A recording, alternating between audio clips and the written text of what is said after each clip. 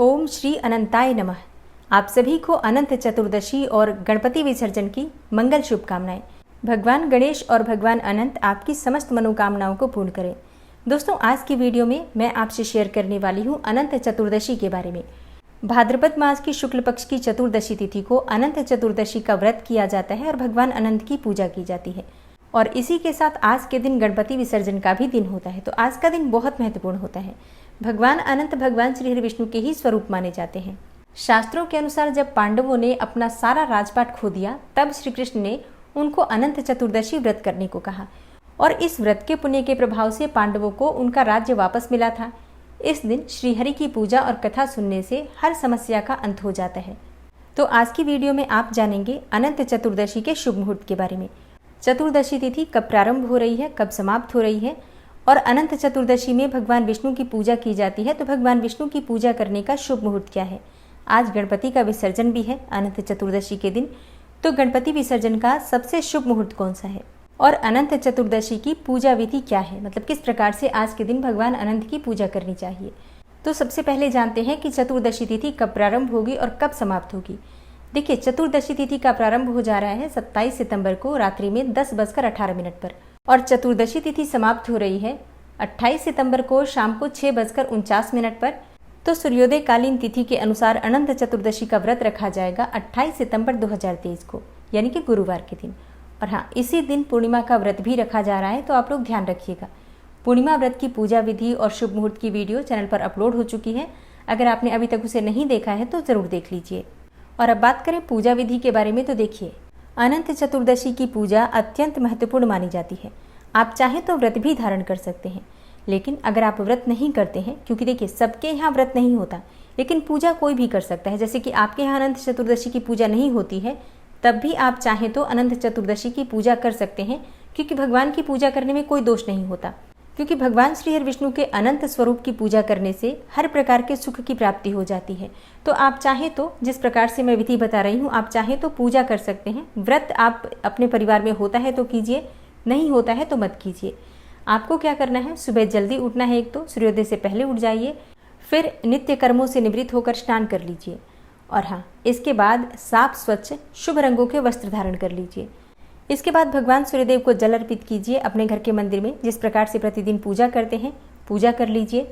फिर भगवान अनंत की पूजा जिस स्थान पर आपको करनी है, जैसे कि आप अलग से चौकी लगाकर पूजा कर सकते हैं या फिर घर के मंदिर में भी जहाँ पर भगवान श्री विष्णु की मूर्ति या प्रतिमा विराजित है वहीं पर कर सकते हैं। मतलब चाहे तो चौकी लगा सकते हैं, और अगर चौकी नहीं लगा पा रहे हैं तो जहाँ पर भगवान श्री विष्णु विराजित है वहीं पर पूजा कर सकते हैं, कोई समस्या नहीं है। शुद्ध घी का दीपक प्रज्वलित कर लीजिए। फिर इसके बाद भगवान श्री कृष्ण या फिर भगवान श्री हरि विष्णु, जो भी स्वरूप आपके पास भगवान श्री कृष्ण का है, श्री हरि विष्णु का है, उसी स्वरूप की मूर्ति या प्रतिमा स्थापित कीजिए। उनके सामने आपको एक कलश की स्थापना करनी है। अच्छा, कलश की स्थापना करना आवश्यक माना जाता है, क्योंकि जब कोई बहुत बड़ी पूजा है, क्योंकि ये पूरे वर्ष में एक ही बार आती है, तो इसमें कलश की स्थापना जरूर करनी चाहिए। एक पात्र में जल भर लीजिए। जल में आपको हल्दी, सिक्का, सुपारी डालना है, थोड़ा सा अक्षत डालना है, थोड़ी हल्दी डाल दीजिए और इस पात्र के ऊपर पंचपल्लव यानी कि आम या अशोक के पत्ते रख दीजिए। फिर भगवान श्री हरि विष्णु के दाईं तरफ इस पात्र को स्थापित कर दीजिए, कलश को स्थापित कर दीजिए और कलश के ऊपर पूर्ण पात्र रख दीजिए। मतलब एक पात्र में चावल भरकर रख दीजिए और इसके ऊपर आप एक दीपक रख दीजिए जो प्रज्वलित करना है आपको। तो दीप कलश की स्थापना आप कर सकते हैं। इसके बाद भगवान श्री हरि विष्णु की आपको पूजा करनी है। अगर आपके पास विग्रह है तो आप उनका अभिषेक कर सकते हैं, जैसे कि पंचामृत से अभिषेक कर सकते हैं या फिर शुद्ध जल से, गंगा जल से, जो भी आपके पास हो। विग्रह है तो अभिषेक जरूर कर लीजिए। विग्रह नहीं है, फोटो की पूजा कर रहे हैं, तो ऐसे में आप जल के छींटे देकर स्नान का भाव कर सकते हैं। फिर कलावा स्वरूपी वस्त्र अर्पित कर दीजिए, यज्ञोपवीत अर्पित कीजिए, धूप, दीप, अक्षत, पुष्प इत्यादि सभी चीजें अर्पित करके भगवान श्री हरि विष्णु के अनंत स्वरूप का ध्यान करते हुए उनकी पूजा कीजिए। अब अनंत चतुर्दशी के व्रत में एक विशेष पूजा होती है धागे की। मतलब एक कच्चा सूत ले लीजिए, आप चाहें तो पीले रंग का धागा भी ले सकते हैं। वैसे नियम के अनुसार अनंत चतुर्दशी के व्रत में या तो कुशा का प्रयोग किया जाता है या फिर कच्चा सूत होता है, जो कि 14 तारों का कच्चा सूत होता है। मतलब जो कच्चे सूत में तारें होती हैं, धागे जो होते हैं वो 14 होते हैं और इस धागे को भगवान श्री हरि विष्णु के सामने अर्पित किया जाता है। इसमें 14 गांठें लगाई जाती हैं। आपके पास अगर इस प्रकार का कच्चा सूत उपलब्ध है तो बहुत अच्छी बात है, नहीं है तो आप कलावा जो बांधते हैं हम लोग पूजा में प्रयोग करते हैं उसका भी प्रयोग कर सकते हैं। आप कलावे में भी 14 गांठें लगाकर भगवान श्री विष्णु के सामने अर्पित कर सकते हैं। अच्छा, हर गांठ लगाते समय भगवान श्री विष्णु के इस मंत्र का जप किया जाता है, ओम अनंताय नमः, ओम अनंताय नमः, ओम अनंताय नमः। मतलब जितनी बार आप गांठ लगाएंगे उतनी बार इस मंत्र का जप करेंगे भगवान श्री विष्णु के अनंत स्वरूप का ध्यान करते हुए। और इसके बाद भगवान श्री विष्णु की मूर्ति या फिर फोटो जो भी आपके पास है, उसी के पास आपको ये धागा रखना है। फिर इस धागे की विधि विधान से पूजा की जाती है, इसे ही अनंत कहा जाता है। तो सबसे पहले धागे पर आपको जल के छींटे देने हैं। पुष्प में जल भिगोकर उसी से आप जल के छींटे दे सकते हैं, स्नान का भाव करते हुए। ये समझ लीजिए कि आप भगवान अनंत को स्नान करा रहे हैं, उनका अभिषेक कर रहे हैं। जल के छींटे दीजिए। उसके बाद आपको हल्दी, चंदन, सभी चीज़ें जो पंचोपचार विधि से पूजा होती है, सभी चीज़ें आपको धागे पर अर्पित करना है। मतलब हल्दी भी, चंदन भी, अक्षत भी, पुष्प भी, सभी चीज़ें धागे पर अर्पित कीजिए। और मान लीजिए कि वो भगवान अनंत हैं जो आपकी रक्षा के लिए इस समय बिल्कुल साक्षात आपके सामने बैठे हैं। पूजा की सभी सामग्री एक एक करके अर्पित करने के बाद भोग स्वरूप में थोड़ी सी मिठाई या फिर शक्कर या फिर चीनी, कुछ भी भोग स्वरूप अर्पित कर दीजिए। इसके बाद आपकी पूजा पूर्ण हो जाती है, उनकी आरती कर लीजिए। और पूजा पूर्ण करने के बाद ये धागा अपने दाहिने हाथ में बांधा जाता है। अब आप चाहें तो इसे पूरे साल बांधे रख सकते हैं, अगले अनंत चतुर्दशी पर खोल सकते हैं, नहीं तो कम से कम 14 दिनों तक ज़रूर ये धागा अपने हाथ में बांध कर रखना चाहिए। इसके लाभ क्या होते हैं?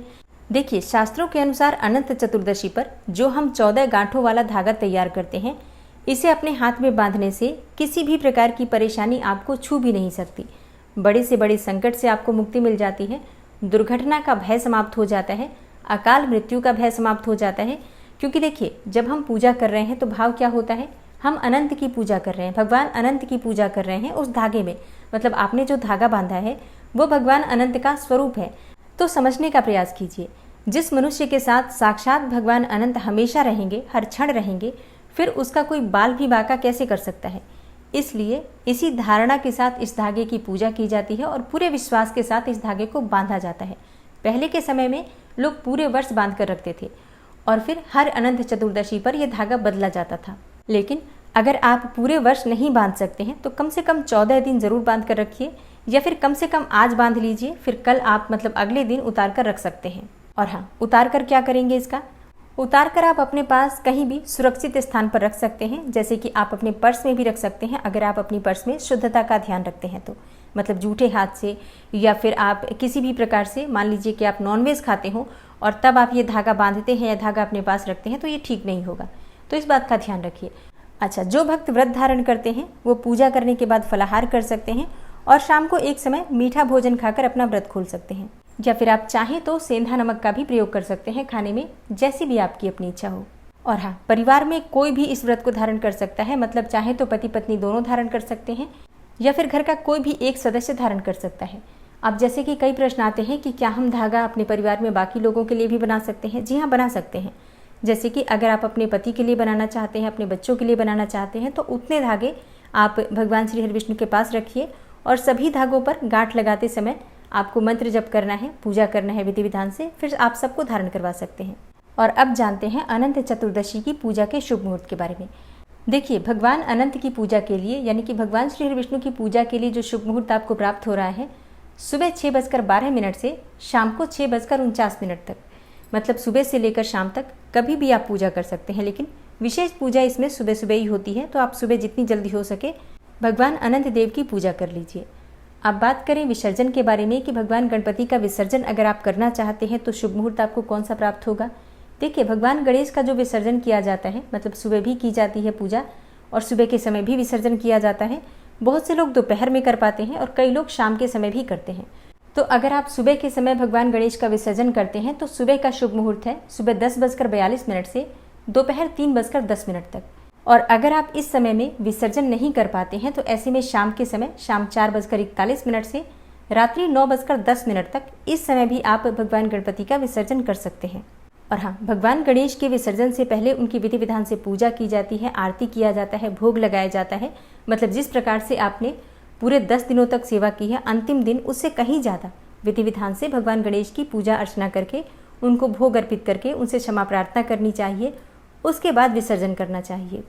तो विसर्जन की संपूर्ण विधि की वीडियो अगर आप कमेंट बॉक्स में कमेंट करेंगे तो ज़रूर मैं आपसे शेयर कर दूंगी। अगर समय मिला तो मैं निश्चित ही आपके लिए गणपति विसर्जन की वीडियो बना दूंगी। और इसके अलावा अनंत चतुर्दशी व्रत की कथा और भगवान सत्यनारायण की कथा, पूर्णिमा की कथा, इन सब की वीडियो भी आपको सही समय पर मिल जाएगी। तो चैनल से जुड़े रहिए ताकि सभी जानकारी आपको सही समय पर प्राप्त हो। मिलती हूँ मैं आपसे अगली वीडियो में, तब तक के लिए नमस्कार।